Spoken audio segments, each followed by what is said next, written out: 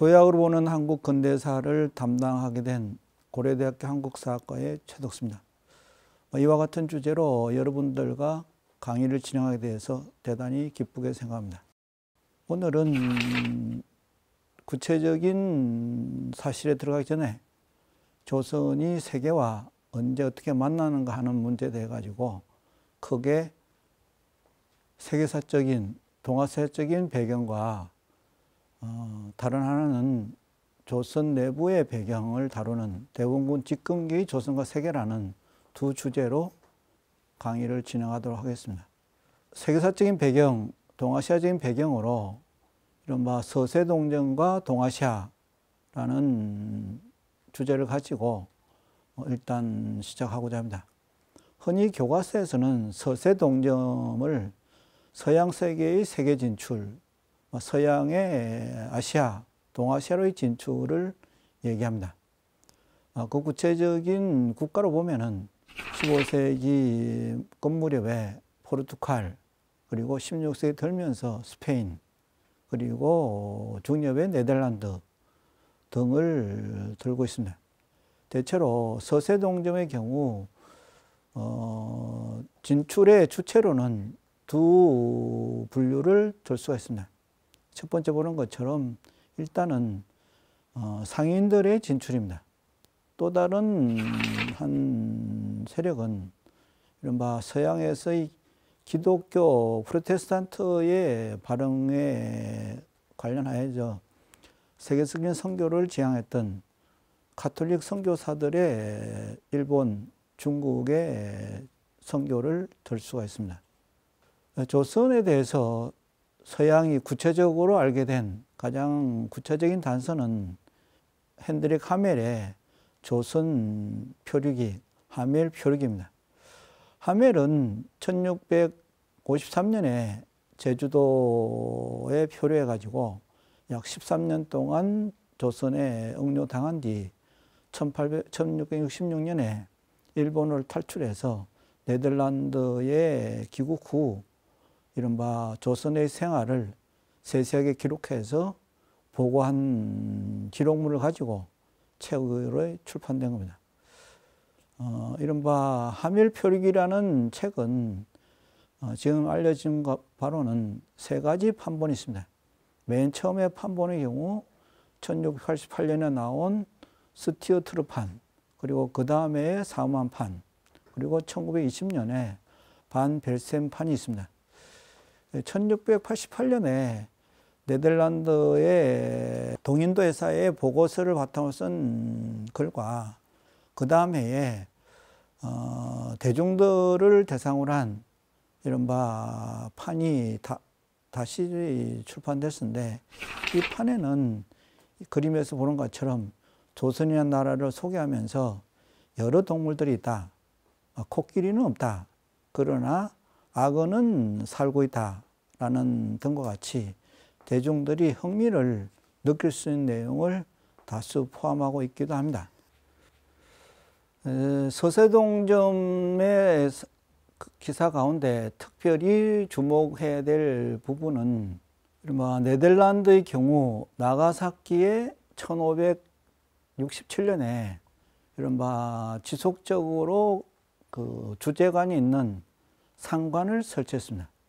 이때 이후로는 이른바 네덜란드의 일본의 교역은 일상적으로 진행됐고, 이 과정에서 앞에 말씀드린 하멜도 제주에 표류를 하게 됐던 겁니다. 대체로 17세기까지 주로 상인들의 진출을 논의했던 서세동점은 18세기, 19세기 들면서 그 내용이 상당히 크게 달라지게 됩니다. 우리 주변의 서세동점을 살펴보면은 영국의 경우 1787년 18세기 말엽부터 제주도와 울릉도, 그리고 영흥만 1832년에 특히 로드 에머스터호가 영국의 동인도회사 소속의 상선인데 충청도 홍성 앞바다에 와서 통상을 요구한 적이 있습니다. 이 32년은 다음에 얘기하는 중국이 아편전쟁을 겪기 10년 전으로 영국의 조선에 대한 통상 요구는 중국의 아편전쟁이 일어나게 된 같은 배경에서 진행된 겁니다. 그리고 미국은 1852년에 이른바 고래잡이어서 선박이 경상도 동래부에 표류한 적이 있고, 러시아도 같은 시기에 우리나라 동해와 남해를 통상한 바가 있습니다. 이 시기 서양은 16세기, 17세기와 달리 통상을 요구하는데 그 주체가 국가가 중심이 된 통상 요구였습니다. 그래서 우리 주변에 중국, 일본을 보면은 중국은 이른바 제1차 합참전쟁 1839년부터 42년까지, 그리고 일본은 미국의 페리의 흑선이 온 1853년, 54년에 각기 영국과 미국의 무력 시위 또는 전쟁에 굴복해서 개항을 했습니다. 통상을 받아들였습니다. 그런데 조선은 그로부터 10년, 20년 뒤에 프랑스와 병인양요, 미국과 식미양요로 거쳤음에도 불구하고 중국, 일본과 달리 통상을 거부했습니다. 당시 서양이 동아시아 또는 세계적으로 통상을 요구하게 된 배경은 이른바 산업혁명 이후에 생산력의 발전을 인해 가지고 해외 시장의 확장이 대단히 치열했던 시기와 관련이 되어 있습니다. 여기 보시는 것처럼 18세기, 19세기 세계 무역의 국가별 점유율을 잠시 살펴보면은 19세기 초 1800년에는 영국은 전 세계 무역의 33%를 차지하고 있습니다. 33%를 차지하게 된 배경은 역시 가장 먼저 산업혁명에 성공했다는 영국의 경우, 대체로 산업혁명을 1780년경에 1차 산업혁명이 시작됐다 보는데, 다른 국가들에 비해서 보다 빠른 시기에 산업혁명에 성공한 영국의 경우 19세기 들면서 전 세계 무역의 3분의 1을 차지하게 됐습니다. 이른바 해가 지지 않는 대영 제국이 이 시기에 영국의 모습입니다.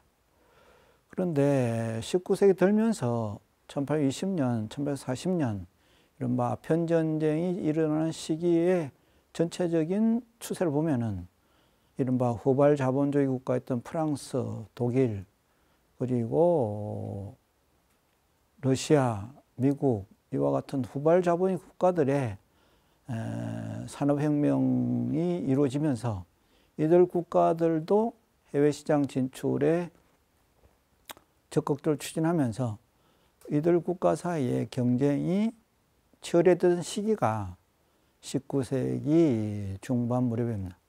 특별히 두각을 드러내는 국가들이 프랑스, 독일, 그리고 미국 등을 뒀습니다.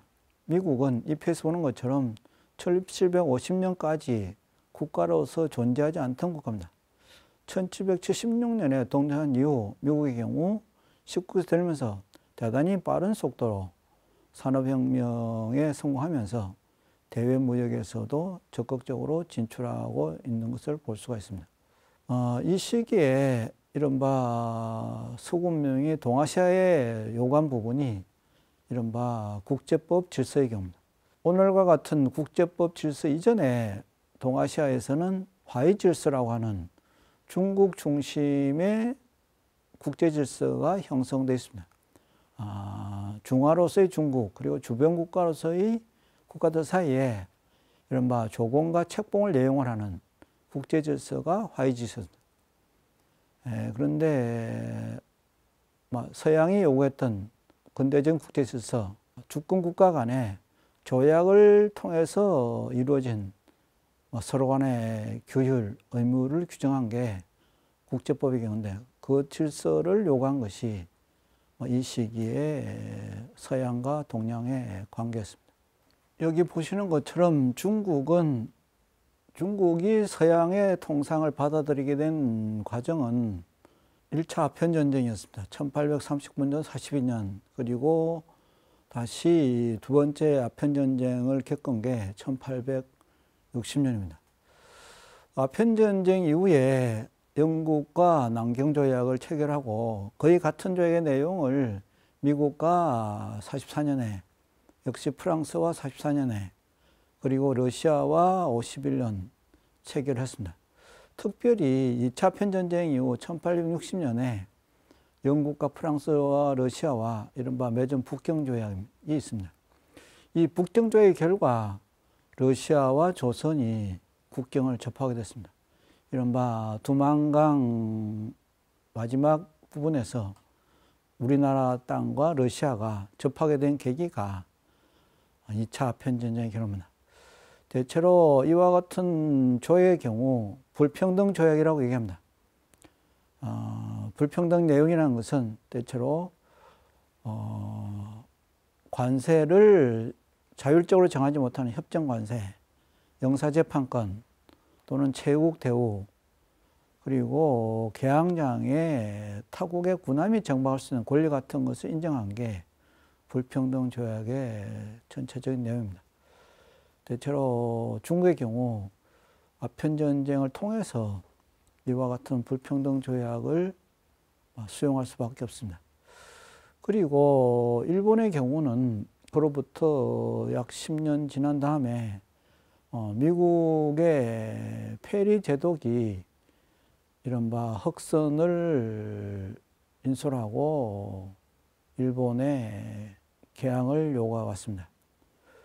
첫 번째 왔던 시기는 1853년이고 53년에 온 페리는 개항을 요구하면서 다음에 올 것을 통지하고 다시 돌아간 뒤 54년에 다시 와서 결과적으로 일본이 미국과의 화친조약을 받아들였습니다. 그리고 그로부터 4년 뒤에 표류민 구조 이런 것을 더 확장한 통상조약을 체결한 게 58년입니다. 일본과 중국의 예를 보는 것처럼 이 시기에 서양 열강에 동아시아에서의 있던 개방 압력은 무력을 앞세워서 개방을 요구한 포함 외교라고 합니다. 당시 일본에 왔던 페리의 경우 그 기함이 미시시피 또는 서스케하나호의 경우인데 특히 미시시피의 경우 당시 세계에서 가장 큰 규모의 군함이었습니다.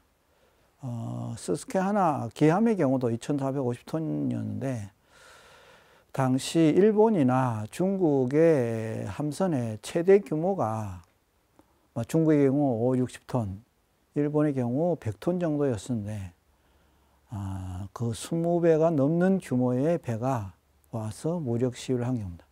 기록에 의하면은 큰 함지바 같은데 조개 하나 붙은 정도의 규모가 일본 함대의 규모였다고 이와 같은 데 짓눌려서 개항을 했습니다. 그 결과 중국과 일본은 개항한 이후에 각기 서양의 물질적인 무력의 우위는 인정한 위에 국내 개혁을 추진했습니다. 그래서 흔히 중국의 경우 서양의 신물을 받아들인다는 양무운동이었고 일본의 경우 내정개혁인데 그 방향은 여기 보는 것처럼 중체서용, 몸되는 것은 중국 것, 기술은 서양 걸 받아들인다. 일본의 경우 정신은 야마도 정신, 기술은 서양 걸 받아들인다.